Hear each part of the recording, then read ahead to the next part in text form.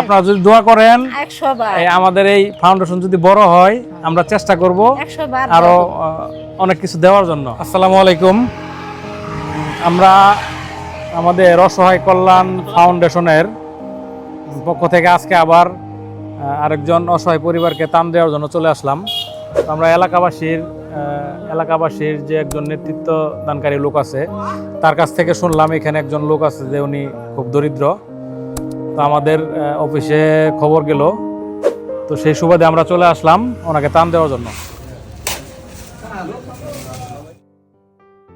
আমরা চলে আসলাম তারাকান্দি গ্রামে একজন অসহায় পরিবারকে ত্রাণ দেওয়ার জন্য। আসসালামু আলাইকুম, ভালো আছেন? হ্যাঁ আছি, ভালো আছি।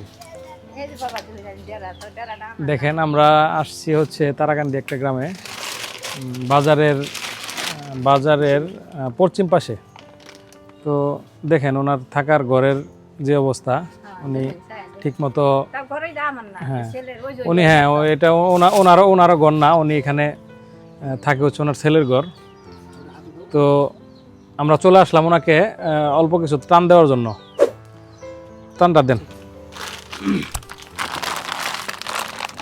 চাচি, এইখানে অল্প পরিমাণে কিছু খাবার আছে। হ্যাঁ, তো আমরা চেষ্টা করতেছি অল্প পরিমাণে প্রথমে দিয়ে পরবর্তীতে আরো আপনি আমাদের জন্য দোয়া করবেন এবং আপনি কিছু বলেন যে আপনি ত্রাণটা যে পেলেন এটাতে আপনি খুশি কিনা। খুশি। আচ্ছা, আপনি আমাদের জন্য দোয়া করবেন। 100 বার দোয়া করব। ঠিক আছে। আচ্ছা, আপনার নাম কি? ফাতেমা। হ্যাঁ। আপনার স্বামীর নাম? আমার স্বামীর নাম মাহমুদ। পোলাপন কয়জন? 2টা ছেলে। আচ্ছা, পর চলেন কিভাবে? এই যে পর মাসে কাম করি। মাসে কাজ করে? হ্যাঁ।